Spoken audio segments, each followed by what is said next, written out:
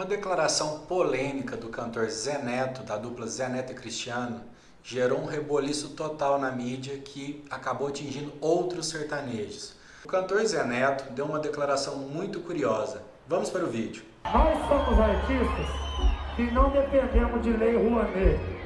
O nosso cachê tem que pagar o povo. A gente não precisa fazer tatuagem no toba para mostrar se a gente está bem ou não. A gente simplesmente vem aqui e canta. Que o Brasil inteiro canta com a gente.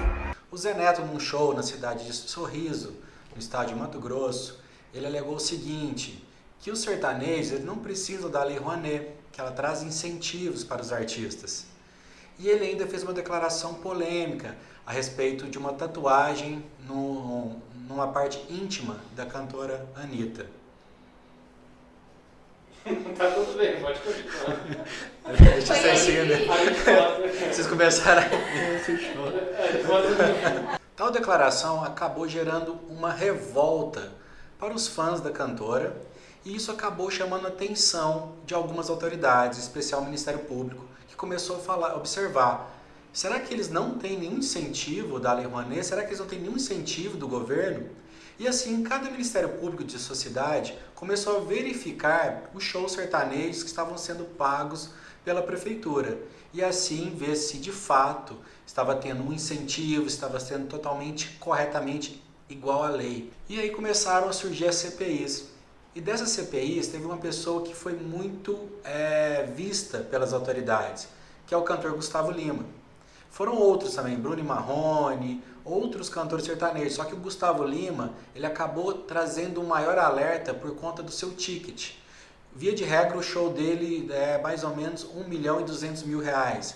Por esse alto valor, algumas cidades que não chegam a 80, 50, 40 mil habitantes estavam contratando ele. Poxa, como que uma cidade desse tamanho poderia contratar um artista que tem um valor muito alto, que é no caso do Gustavo Lima? Como que ele tem PIB para isso? Ele tem receita para isso? E outra, a lei orçamentária, ela deixa que a prefeitura possa contratar esse artista. Vamos pensar que todo ano a Câmara Municipal, por exemplo, no caso das prefeituras, ela precisa aprovar as contas, a lei orçamentária do município, na qual tem que se destinar determinados percentuais para educação, para saúde, etc. A partir disso, o prefeito ele precisa seguir essa lei. Caso ele não siga, ele pode incorrer em improbidade administrativa. Por conta disso, o Ministério Público começou a olhar, poxa, será que a prefeitura, no momento que ela está contratando Gustavo Lima, está sendo de acordo com a lei orçamentária, está tendo algum desvio, alguma polêmica?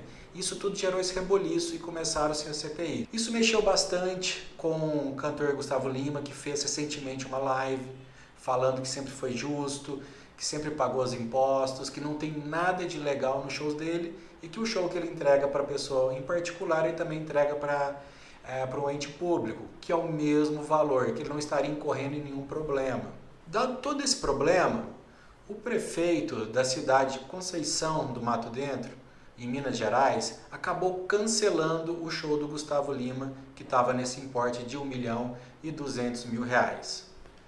Nesse vídeo, nós não estamos aqui para falar se é um ato ilícito ou não estamos aqui falando se teve boa fé ou não da prefeitura ou do cantor.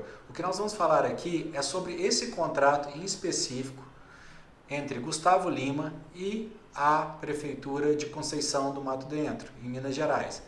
É apenas desse contrato que a gente vai falar um pouco sobre redação contratual, sobre direito contratual, que tem esse viés empresarial, por mais que tenha ocorrido uma contratação de um ente público a um cantor. A primeira pergunta aqui é sobre uma polêmica que saiu no Jornal da Notícia falando o seguinte: dentro do contrato tinha uma cláusula que estipulava que o show de R$1.200.000 do Gustavo Lima, caso não ocorresse ou fosse suspenso, teria a prefeitura que pagar uma multa de R$600.000, ou seja, 50% sobre o valor. E é sobre isso que nós vamos falar. Inicialmente, temos que primeiro apontar que a própria lei de licitação, a Lei 8.666 de 93, ela dispõe que existem hipóteses que A licitação, que tem todo aquele procedimento, que há uma concorrência, ela pode ser dispensada. E é a questão do artista, porque vamos pensar, não existe outro Gustavo Lima que tem aquelas músicas dele, que é o Gustavo Lima, que traz aquela essência. Então, em relação a esses artistas, cantores, por exemplo, você pode ter uma dispensa de licitação na sua contratação. Então, o procedimento ele é menos burocrático. E aí, dessa mesma lei de licitação, nós temos o artigo 55, em que ele traz que dentro do contrato administrativo precisa existir algumas cláusulas. E uma cláusula especial que nós vamos falar aqui é em relação às penalidades, em relação à multa. E aí é a questão seguinte, como que é a relação das multas no caso de uma rescisão do contrato? Aqui nós pegamos, dentro do portal da transparência da cidade de Conceição do Mato Dentro, o contrato feito com o cantor Gustavo Lima. Dentro desse contrato, nós verificamos duas cláusulas de multa. E são elas que a gente vai conversar agora. Uma dessas cláusulas, ela traz o seguinte, cláusula 7.1, que estipula que 10% da multa caso qualquer uma das cláusulas do contrato seja violada. Já a cláusula 7.2, ela traz uma hipótese de rescisão. Nessa hipótese, isso vai acontecer quando houver a rescisão do contrato ou mesmo a suspensão dele, ficando a outra parte obrigada a pagar 50% do objeto do contrato, que é o show de 1.200.000. Aí a questão é, nós estamos diante de uma, de fato, rescisão que vai aplicar 7.2, que é 50%, ou talvez a 7.1, ou talvez não aplicar nada, não vai ter nenhum problema. Olha, pode ser que a terceira hipótese é o que ocorra. Dado o reboliço, pode ser que as partes elas se convencionem que não vai ter multa nenhuma, não vai entrar na justiça, não vai propor nenhuma ação. Mas vamos entrar no caso que isso possa gerar uma discussão, até porque esse contrato ele traz sim um viés empresarial, por mais que esteja num documento administrativo, um contrato administrativo. Por mais que a cláusula 7.2 fala de rescisão, nós estamos diante de uma resilição. Por quê? Quando o prefeito fez um vídeo falando que não iria ter mais o show do Gustavo Lima, ele está falando que não quer mais dar continuidade ao negócio. Então ele está resilindo de uma forma unilateral. Até então nós não temos uma confirmação da parte do Gustavo Lima se de fato ele também concorda e estaria existindo um distrato, por exemplo. Então não necessariamente pode estar havendo uma rescisão. A questão é a cláusula do contrato. Se a cláusula do contrato ela não está trazendo outras disposições como a resilição e como resolver, não necessariamente pode ser aplicada a multa do 7.2. Talvez pode ser que um juiz entenda que aplica-se, por exemplo, o 7.1. Isso pode gerar um grande imbróglio. E por que isso? Uma má redação. Essa cláusula não está muito bem escrita. Então ela fala, por exemplo, a suspensão ou rescisão deste contrato pelas partes. Então ele está trazendo as partes em si na questão dessa rescisão do contrato. Ele não está falando de como seria uma justa causa, por exemplo, de uma resilição unilateral de uma parte, ou do porquê ela está querendo sair, ou do porquê que ela tem que descumprir esse contrato e quais são as punições decorrentes disso.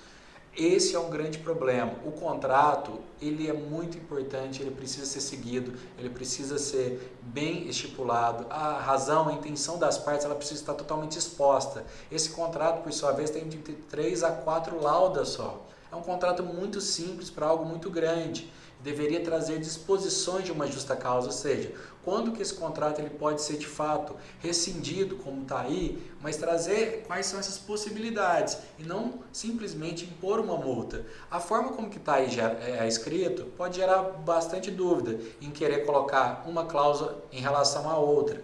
Isso pode gerar muita dificuldade. Assim, qual que é a grande questão? Todo contrato, conforme a professora Paula Forgione, ele é um processo destinado a dar concreção à intenção comum das partes, e da forma como foi escrito não trouxe os desafios que essas partes teriam num caso, este presente caso. Então, tá aí a grande dificuldade.